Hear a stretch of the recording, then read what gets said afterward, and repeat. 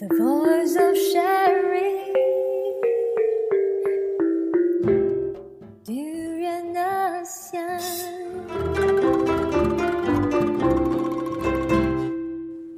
Hi, this is Arlene and you're listening to Durian ASEAN, the voice of discovery and sharing. Together with me is Pauline Fan. She is the managing director of PUSAKA.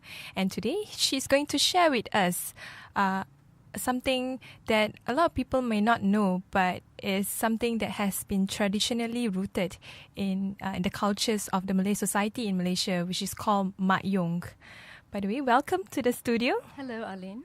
So first of all, I guess, can you share with us what is PUSAKA and your introduction of your background? PUSAKA is an organization that is dedicated to the study and documentation of traditional performing arts in Malaysia. A lot of what we do is we work with communities at the community level, meaning the kampong level, the village level in various states of Malaysia. And we work with traditional performing artists, mostly masters of the traditions, custodians of performing arts traditions. Well, to document, to study, and also to try to sustain the tradition and give it a kind of viability in the community. So your focus is mainly on traditional performance or traditional culture. Yes. Why is that so? What's the need for that? Well, the traditional culture of Malaysia, especially our focus is mainly, not exclusively, but mainly on the Malay performing arts. The Malay performing arts, the traditional performing arts, are extremely rich in Malaysia. Every state really has its own performing arts tradition. Even within a state, you find very diverse traditions that exist within a single state. And it's something that's very, very much alive and meaningful to the communities that practice it. Yeah, I know when people talk about Malay culture, they always think about one identity, which is what is being laid down by the Constitution of Malaysia. But in reality, is it really that diverse? It is. It actually is extremely diverse. And the performing arts, the traditional performing arts, is actually where you see or you... some of this diversity is really expressed. The performing arts of the Malay communities are very much rooted in their oral traditions. And so you see with these oral traditions and the performing arts that they practice, a lot of the sense of, just say, jati diri. Okay? Yeah. I don't know how to translate that. It's not really, it's more than identity, really. It's more like a sense of self, right? It's like the deeper sense of self of each community. And you will find that, just say the Mak Yong community we work with, they have a very, very deep sense of jati diri. The same with the Kuda Kepang that we work with in Johor, and the same with like the Dabus community we work with in Perak. Each one of them has very distinct culture and tradition, and a very, very deep sense of self that comes with that. So, with a focus on Mak Yong, which you will also be, PUSAKA will be presenting this. Yes. When is that? We have next Sunday, on the 24th of August, at 8:30 p.m. We're presenting a very authentic performance of Mak Yong. Where is it? It's going to be held at the Black Box at Publica. We do this monthly evenings at Publica called the PUSAKA Evenings at Publica, and we've been bringing performances from different places in the country to perform for the KL audience because they don't usually get a chance to see authentic traditions. Yeah, that's true. So let's put a focus on Mak Yong. Mak Yong is a Malay dance tradition, but what else that we can that you know about Mak Yong that a lot of the Malay or the non-Malay community may not know? Because as far as me myself, even though I identify myself as culturally, have a bit of Malay in me, but I still have not much idea about what is Mak Yong all about. Maybe you can explain to us. The Mak Yong it's not just dance actually; it's a dance drama tradition, and so dance is a big part of it. But so are other aspects of art, such as storytelling, acting, singing. And of course the music. And there are also ritual aspects to the performance, and so it's a very, very complex performance tradition. And it's also a Malay Patani tradition. Yes, it's rooted in the Kelantan Patani mythology, and also suppose it sort of arose or originated in the Kelantan Patani kingdom.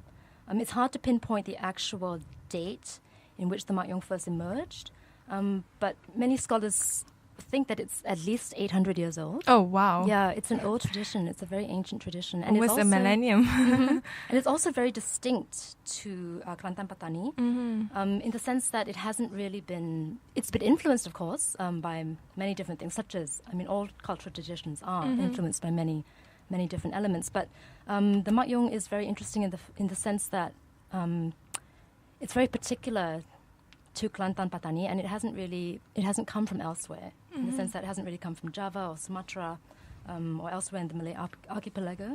It's really rooted in the Malay Peninsula, particularly in that region. And the community that you work with are from Besut?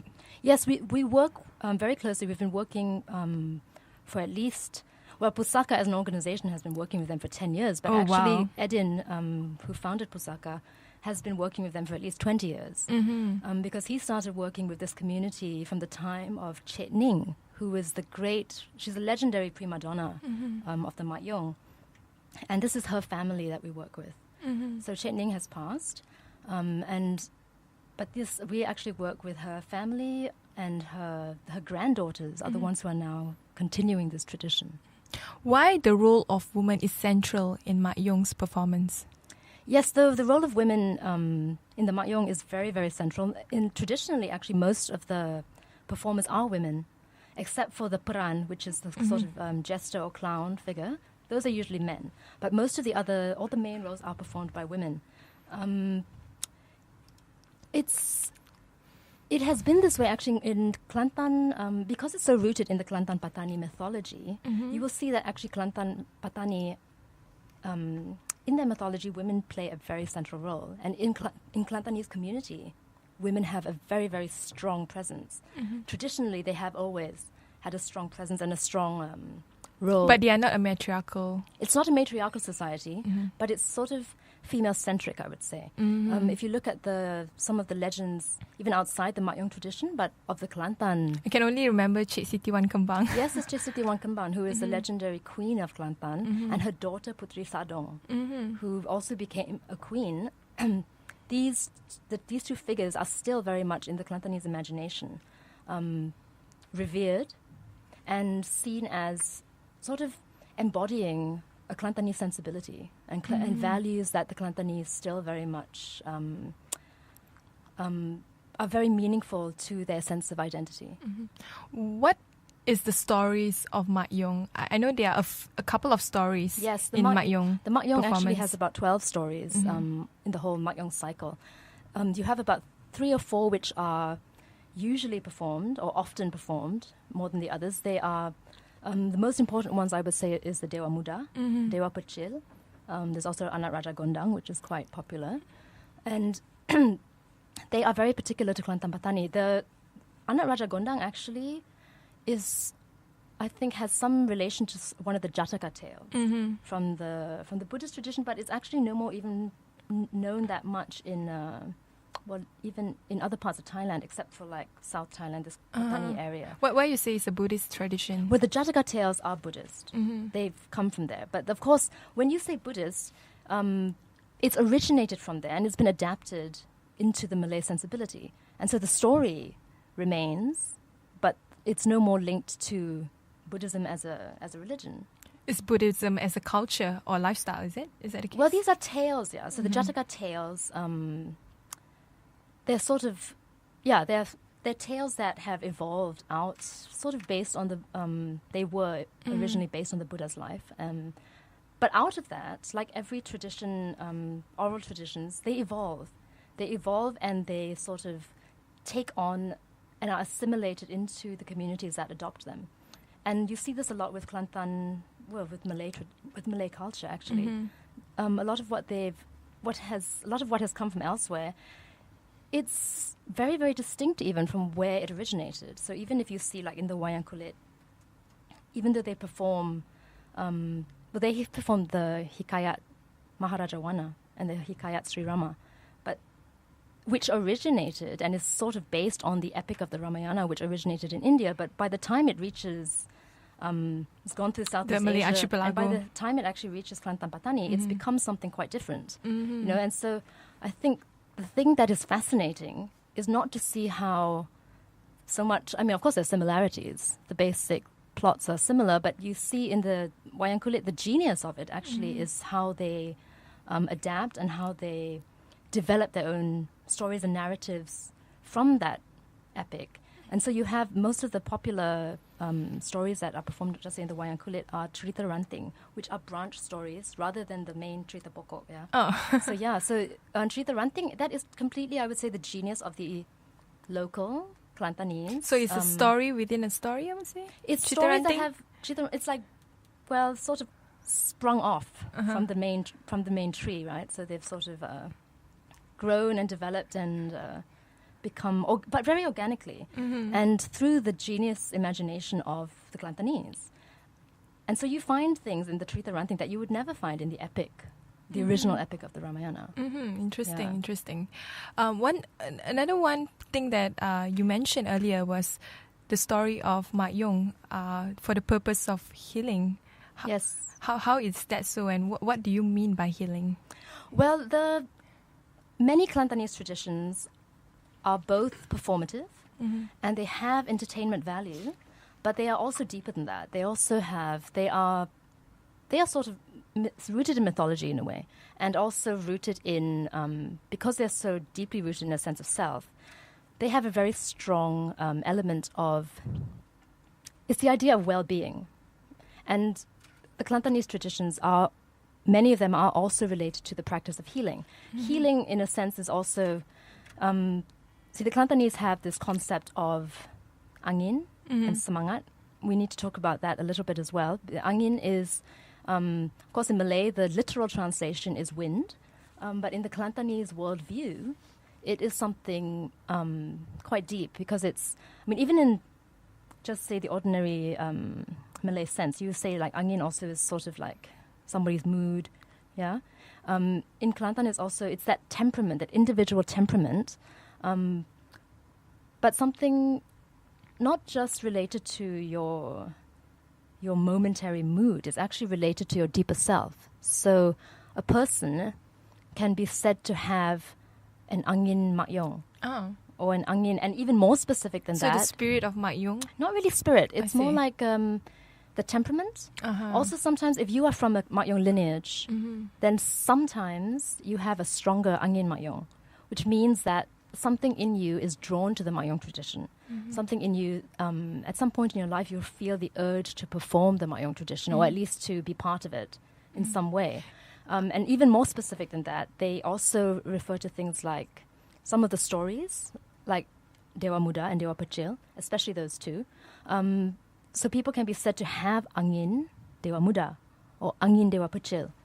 These are kind of like archetypes of personality and character that that can affect a person's, psychology, well-being, and sense of self. And sometimes you would say, I mean, in everyday life, there are all kinds of pressures, there are all kinds of, things that sometimes affect not just your mood, but your sense of being, right?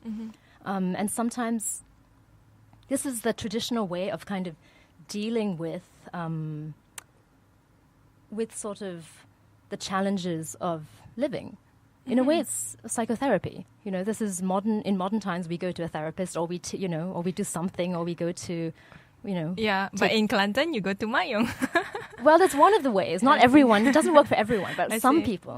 people, if you have strong, angin Dewa Muda, or you have angin Dewa Pecil, but you have to sort of, at least for the Mak Yong tradition, it really works within the community. See, this is why it's meaningful for the communities themselves. I mean, we can see it as outsiders.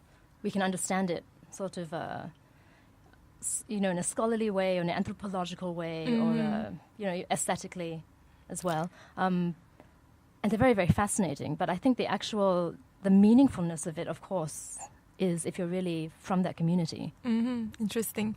As you all know, Kelantan is a very religious society.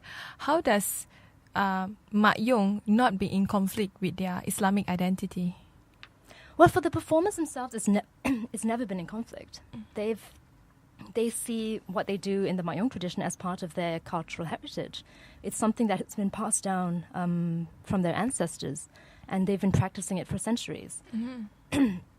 And for them, it's really separate from what they practice in terms of religion, and it has no conflict whatsoever. It's just as, I mean, we as everyday people, we participate in legends, myths, and I don't think it conflicts with our sense of our religion. Correct me if I'm wrong, but from the outsider's point of view, people would see Mak Yong as an animistic tradition. But would you agree with that? No, actually, I don't agree. It's not an animistic tradition. In like all traditions and cultural traditions in this region, they are animistic roots because that's the history. I mean, historically, many of the societies and cultures in this region were animist before anything else. But that doesn't mean that an ancient tradition is necessarily animist. There are elements, of course, but it's not an animistic tradition. It's a very complex dance drama tradition. It has a lot of art in it, you know. There is some ritual, yes, but there's a lot of art. There's a lot of there are elements that I think are sometimes seen to be animist because they're kind of misunderstood. Ritual in a performative tradition does not necessarily mean that it's animist. I mean, animism is something quite specific. Animism is something that you actually believe, the worldview is that everything has a spirit, even non-living beings or non-living things have a spirit. And sometimes these things are sort of worshipped. This has nothing to do with the Mak Yong. Mak Yong is not that at all, actually. Even if you see the stories, even if you look at the rituals that they perform during a Mak Yong, they do not worship any of those things. And the stories actually are very much rooted in, they are stories of Dewa and Raja, yeah. So they are like, not gods, but demigods, mythological demigods and mythological royalty, kings, princesses, queens, and a lot to do with kayangan, this idea of kayangan. Is kayangan the Kelantanese worldview of heaven? It's not heaven. It's not heaven. I would call it like something more like the celestial realm. So it's not in conflict with, with the religious idea of heaven. It has actually, it's not so much, and they're not looking to, it's not something that a place that you go to for the salvation of your soul. Not at all. It's not what they're looking to do in a Mak Yong. In a Mak Yong, even the sense of healing, it's not that you want to save your soul or that you want to. It's not a religious concept. No, it's not. Yeah. It really isn't. This is the imagination of the people, and it's something that is very, very. It's very, I think, intrinsic to most traditional societies is that you have a kind of mythology and you have folk tales and you have legends that enhance and reinforce your sense of self. But I don't see that in any way being in conflict with religion. And one of the performance is to do menghadap rebah. Menghadap rebah, yes. Menghadap rebah is supposed to be an opening song. Maybe you can, just explain to us what is it. The menghadap rebah is the central, and it's the opening sequence of every Mak Yong performance. It is the main dancer, the Pak Yong. It's a woman, but she's called the Pak Yong. Oh, really? Yes, because she's usually the central, she's playing the Dewa Muda or the Dewa Percil or someone like that. So it's a woman playing a male character. Yes. Oh, interesting. Yeah. But she will lead the dancers in this opening sequence dance called the menghadap rebah, where they literally menghadap rebah. So they face and sort of offer salutations to the rebah. So the rebah is the spiked fiddle. It's the main instrument in the Mak Yong, very, very important instrument in Kelantanese tradition. It is seen, there are stories about why the rebab is also so important in the Mak Yong tradition. I mean, some of at least from my community, what I've heard is the Besut community. Yes, the Besut community. They've told me that the rebab is sometimes seen to be the kind of like the backbone of the original mother. That's one of the stories of the asal usul of the Mak Yong. And if you hear the sound of the rebab, you will hear a very kind of very sort of lamenting tone, very, very evocative. almost like somebody crying. Oh. You know, yeah. And you see a lot of the Mak Yong also has this sense also of lament and elegy in it. You can see a lot of it. There are comic elements, but there's also a very deep sense of tragedy if you look at the Mak Yong tradition. What kind of tragedy? Tragedy. Tragedy. Sorry, that you. What kind of tragedy that you mentioned? Well, some of the stories themselves are tragic. So, like, if you look at the Dewa Puchil, which is the story that will be performed on the 24th, where they will be performing the story of Dewa Puchil.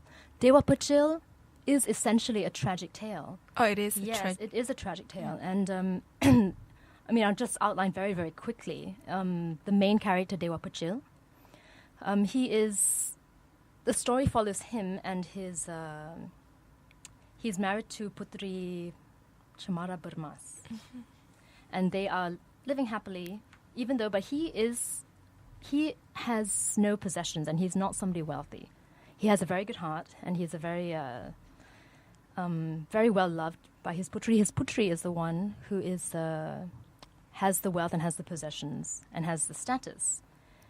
And then because of the envy and jealousy of Raja Samadaru, who wants to marry and usurp the place of Dewa Puchil and wants to marry Putri Cemara Bermas. So Raja Samadaru instigates the mother-in-law, actually Putri Cemara Bermas's not her real mother, not her true mother. It's her stepmother. Oh. Yeah. He instigates her to banish Dewa Puchil from the house. And so he sort of, he puts bad thoughts into her head and says, bad things about Dewa Puchil. And so eventually Mak Ibu Ayu, the stepmother of the Putri, banishes Dewa Puchil from the house and forces them to divorce. And so Dewa Puchil accepts his fate and he goes on this long sort of journey, this wandering off into the wilderness. And that is kind of that's the sort of tragic fate of Dewa Puchil. And he just sort of accepts it. He doesn't fight. He doesn't sort of claim his right. He goes and says, this is my fate. I'll wander off into the wilderness and I will find my own nagri. I'll look for my own state. Of course, the Putri is actually very much in love with Dewa Puchil. So her heart is really with Dewa Puchil all the way. So the tragedy is also that there's this true love and then outside forces come and sort of... I like that. Yeah. I love stories, so... Yeah, it seems like Mak Yong has a lot of love stories there. There are love stories, yeah, but they always have something deeper to them. They always sort of encapsulate a kind of, not just a character, but also the kind of life situation and sort of circumstances of fate that one might find oneself in. And they sort of encapsulate those things.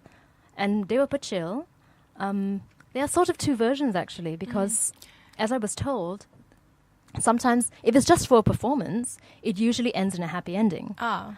But if it's for a ritual performance, meaning for a healing performance, or if they are healing somebody with Angin Dewa Puchil, they usually don't do the happy ending. They usually... So he's not, at the end, reunited with the princess. At the end, he just wanders off and he finds his own state, but they actually have to build like a little balai, what they call a balai, which is a kind of a structure with offerings. They build that so as his new state. And so and the Dewa Puchil, so this is the interesting thing. How does that relate to the psychology and to the temperament of someone who has Angin Dewa Puchil? Yeah? Someone who has Angin Dewa Puchil and is in a state that needs to be healed, in a kind of illness, you would say, sakit berangin, usually feels a sense of being very alone, being sort of something like an outcast. You feel like an outcast, and in a very deep way, and you feel sort of rejected by your community, and you feel kind of also misunderstood, and you feel like, that you sort of just have to find your own way without anyone there to help you. And so everything that, even your deepest desires and even the true love of your life is sort of taken from you, that you have sort of nothing left but yourself, and you just kind of find your path. It sounds like an existential story. It is existential. It is, I would say, and it's also, it's that kind of very solitary, that solitary wanderer of Dewa Pechil who you find. That's a kind of an archetype, I would say. Yeah. So to go back to the performance by Pusaka, it will be by next week. Yes, next Sunday. Next Sunday at Publica. Yes. And but for those of you who can't make it to Publica next Sunday, this Mak Yong troupe will also be performing at the Yayasan Saim Darby Arts Festival. Pusaka is curating and coordinating the entire traditional program for that festival. That is going to be September 13th and 14th. And this Mak Yong troupe will be performing in the evening of the 14th. Thank you very much.